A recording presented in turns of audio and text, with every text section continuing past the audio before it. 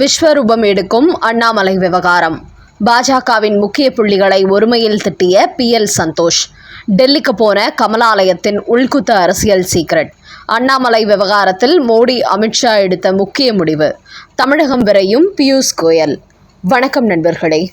2026 சட்டமன்ற தேர்தலில் பாஜகவுக்கு 27 தொகுதிகள் ஒதுக்கியதை அக்கட்சியின் தொண்டர்களுக்கு பேரதிர்ச்சியை கொடுத்தது. அதோடு இந்த தொகுதிகளை ஒதுக்குவதற்கு முன்பு தமிழ்நாட்டில் உள்ள முக்கிய கோவில் நகரங்களை பாஜகவுக்கு ஒதுக்குமாறு அமித்ஷா பட்டியல் போட்டு கொடுத்திருப்பதாகவும், சென்னை போன்ற நகரங்களில் 2 முதல் 3 தொகுதி வரை பாஜகவுக்கு ஒதுக்கப்பட இருப்பதாகவும் கூறி வந்தார்கள். குறிப்பாக திருப்பரங்குன்றத்தில் இந்த அமைப்புகள் தொடர்ந்து திமுகவுக்கு எதிராக போராட்டங்களை முன்னெடுத்தார்கள். தீபத்தூண் சர்ச்சைக்கு பிறகு பிரதமர் மோடி திருப்பரங்குன்றம் முருகன் கோவிலுக்கு சென்று சாமி தரிசனம் செய்தார். இதனால் இந்து முன்னணி உள்ளிட்ட அமைப்புகள் பாஜக திருப்பரங்குன்றம் உள்ளிட்ட கோவில் நகரங்களில் போட்டியிட வேண்டும் என்று கூறி வந்தார்கள். அது மட்டுமின்றி பாஜகவின் சில புள்ளியில் சென்னையில் உள்ளிட்ட முக்கிய நகரங்களில் பாஜகவின் வாக்கு வங்கி அதிகரித்திருப்பதால் இந்த முறை நகரங்களில் பாஜகவுக்கு கண்டிப்பாக தொகுதி ஒதுக்கப்படும் என்று கூறி வந்தார்கள்.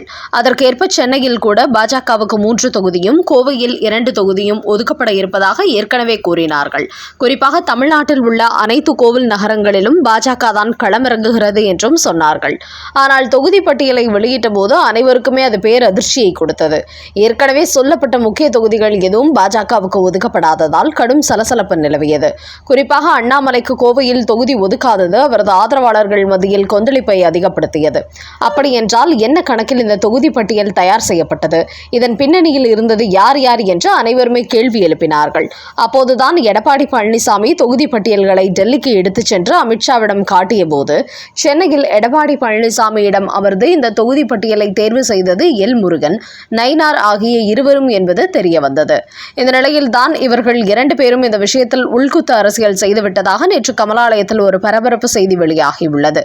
ஏற்கனவே 7 பேர் கொண்ட ஒரு டீமை உருவாக்கி தமிழ்நாடு முழுக்க ஒவ்வொரு தொகுதியிலிருந்தும் போட்டியிட ஏராளமானோர் விருப்பமனு அளித்திருந்த நிலையில் நயினார் நாகேந்திரன் அதில் பெரும்பாலான தொகுதிகளில் தனது ஆதரவாளர்களையே வேட்பாளராக நியமித்திருக்கிறார். அப்படி உருவாக்கினால் தேர்தலில் அவர்கள் வெற்றி பெற்ற பிறகு தனக்கென்று பாஜகவில் ஒரு பெரிய செல்வாக்கை உருவாக்கிக் கொள்ளலாம் என்று ஒரு கணக்கு போட்டுள்ளார். அந்த வகையில் பாஜகவுக்காக உழைத்தவர்கள், நீண்ட காலமாக கட்சியில் பயணிப்பவர்களை எல்லாம் அப்புறப்படுத்திவிட்டு நயினார் நாகேந்திரனுக்கும் எல் முருகனுக்கும் வேண்டப்பட்டவர்களை இந்த தேர்தல் வேட்பாளர் பட்டியலில் இவர்கள் சேர்த்துள்ளார்கள். இந்த விவரம் தெரிந்ததும் கமலாலயத்தில் உள்ள முக்கிய புள்ளிகள் மத்தியில் உச்சக்கட்ட அதிர்ச்சியை கொடுத்திருக்கிறது. குறிப்பாக பாஜக முன்னாள் தலைவர் அண்ணாமலை இந்த பட்டியல் வெளியானதும் இதன் பின்னணியில் மிகப்பெரிய டீல் நடந்துள்ளது. இந்த முறை தான் அறுதி பெரும்பான்மை தொகுதியில் வெற்றி பெற்றுவிட வேண்டும் என்று கூறி வரும் எடப்பாடி பழனிசாமி தனக்கு வெற்றி கிடைக்கக்கூடிய தொகுதியில் அனைத்து பட்டியலையும் போட்டுள்ளார். அதற்கு எல் முருகனும் நயினார் நாகேந்திரனும் உறுதுணையாக இருந்துள்ளார்கள். அந்த அடிப்படையில் தான் இவர்கள் பாஜகவுக்கு வெற்றி கிடைக்கக்கூடிய ஒட்டுமொத்த தொகுதிகளையும் விட்டுக் கொடுத்துள்ளார்கள். பாஜக வெற்றி பெறவில்லை என்றாலும் அதிமுக வெற்றி பெற்றால் போதும் என்கிற கோணத்தில் இது நடைபெற்றுள்ளது. அதோடு இந்த வேட்பாளர் பட்டியலில் சிலரை தவிர பலர் கட்சிக்காக உண்மையாக உழைத்தவர்கள் இல்லை. இதில் இடம்பெற்றுள்ள 20 வேட்பாளர்கள் எல் முருகன், நயினாரின் அபிமானிகள். அவர்கள் மட்டும்தான் பாஜகவை சேர்ந்தவர்கள் என்கிற கணக்கில் இவர்கள் இந்த வேட்பாளர் பட்டியலை தயாரித்துள்ளார்கள் என்று அண்ணாமலை அந்த வேட்பாளர் உத்தேச பட்டியல் தயாரான முதல் நாளிலேயே தனது கருத்து பாஜக புள்ளிகளிடத்தில் கூறியுள்ளார். அந்த கருத்தை அமித்ஷாவுக்கு அனுப்பியிருந்தார். அதன் பிறகுதான் இந்த விவகாரம் பற்றி எரிய தொடங்கியது. பாஜக வேட்பாளர் பட்டியலில் இடம்பெற்றிருக்கும் அத்தனை பேரும் யார் யார் என்பதை அனைவரும் அலசி ஆராயத் தொடங்கினார்கள். இந்த நிலையில் தற்போது தமிழக பாஜகவில் வெளியாகியுள்ள ஒரு செய்தியில், இந்த தேர்தலில் அண்ணாமலை மட்டுமின்றி அவரது ஆதரவாளர்கள் யாரையுமே போட்டியிடவிடக் கூடாது என்கிற கோணத்திலேயே இந்த உத்தேச வேட்பாளர் பட்டியல் தயாராகி இருக்கிறது. அதிலும் பாஜகவின் வெற்றியை விட அதிமுகவின் வெற்றிதான் முக்கியம் என்று நயினாரும் எல் முருகனும் இதில் செயல்பட்டுள்ளார்கள். அப்படி என்றால் இந்த விவகாரத்தில் எடப்பாடியுடன் ஏதோ ஒரு டீல் போடப்பட்டிருக்கிறது. அதனால் தான் இதை அமித்ஷாவிடத்திலும் வேறு மாதிரி கொண்டு சென்று அவரையும் நம்ப வைத்துள்ளார்கள். குறிப்பாக அதிமுக பாஜக கூட்டணி உருவானதிலிருந்தே தமிழகத்தில் 2026 NDA கூட்டணி ஆட்சி என்று மோடியும் அமித்ஷாவும் கூறி வருகிறார்கள். அதன் காரணமாகவே நமக்கான வெற்றி வாய்ப்பு குறைந்துவிட்டால் கண்டிப்பாக கூட்டணி ஆட்சி என்று முடிவெடுத்து விடுவார்கள். அதனால் தேசிய ஜனநாயக கூட்டணிக்கு வெற்றி கிடைக்கக்கூடிய அனைத்து தொகுதிகளிலும் அதிமுக வேட்பாளர்களை களமிறக்கினால் நாம் அறுதி பெரும்பான்மை பெற்றுவிடலாம் என்று எடப்பாடி பழனிசாமி ஒரு கணக்கு போட்டுள்ளாராம். அவர் போட்ட கணக்கு நயினார் நாகேந்திரனும் எல் முருகனும் ரகசிய டீல் போட்டு கை கொடுத்துள்ளார்கள்.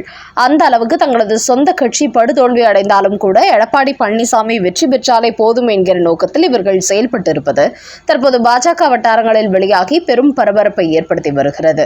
இதுபோன்று தமிழக பாஜகவில் நடைபெற்ற உள்குத்து அரசியலை தான் பாஜகவின் தேர்தல் பொறுப்பாளரான மத்திய அமைச்சர் பியூஷ் கோயல் பிரதமர் மோடி, அமித்ஷா ஆகிய இருவரிடத்திலும் கொண்டு சென்றதாக கூறுகிறார்கள்.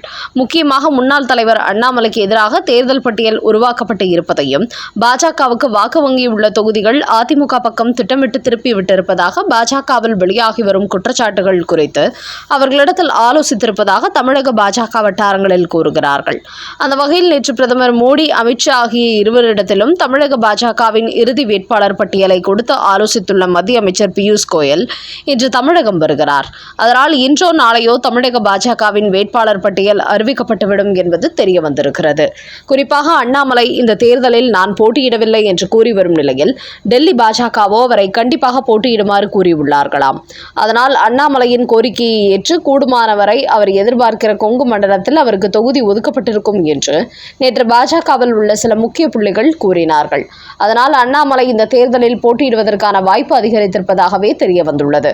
அந்த வகையில் அண்ணாமலையை எப்படியேனும் போட்டியிட விடாமல் செய்துவிட வேண்டும் என்று எடப்பாடி பழனிசாமி, எல் முருகன், நயினார் நாகேந்திரன் ஆகியோர் போட்ட திட்டம் உடை தெரியப்படும் என்பது தெரிய வந்துள்ளது. அடுத்த செய்தி: சாத்தான்குளம் தந்தை மகன் கொலை வழக்கு. போலீசாருக்கு தூக்கு தண்டனையா, ஆயுள் தண்டனையா? நீதிமன்றம் போட்ட உத்தரவு. கொரோனா காலகட்டத்தில் குறிப்பிட்ட நேரத்துக்கு பிறகு மொபைல் கடையை திறந்து வைத்து வியாபாரம் செய்ததாக சாத்தான்குளத்தைச் சேர்ந்த தந்தை மகன் 2 பேரை காவல்துறையினர் கைது செய்து விசாரணை நடத்தினார்கள். அப்போது போலீசார் நடத்திய தாக்குதலில் 2 பேருமே அடுத்தடுத்த நாட்களில் உயிரிழந்தார்கள். அதன் பிறகு உடல் பரிசோதனை செய்த மருத்துவர்கள் போலீசாரின் தாக்குதலில் தான் உயிரிழந்தார்கள் என்பது உறுதிப்படுத்தினார்கள். இந்த நிலையில் அது குறித்த வழக்கு விசாரணை சில ஆண்டுகளாக நடைபெற்று வந்த நிலையில் கடந்த 23ஆம் தேதி அன்று அந்த கொலை வழக்கில் சம்பந்தப்பட்ட 9 காவல்துறை அதிகாரிகள் குற்றவாளி என்று நீதிமன்றம் அறிவித்தது. இந்த நிலையில் இதுகுறித்த அறிக்கையை மத்திய மாநில அரசுகள் தாக்கல் செய்ய வேண்டும் என்று நீதிபதி முத்துக்குமரன் தெரிவித்திருந்தார்.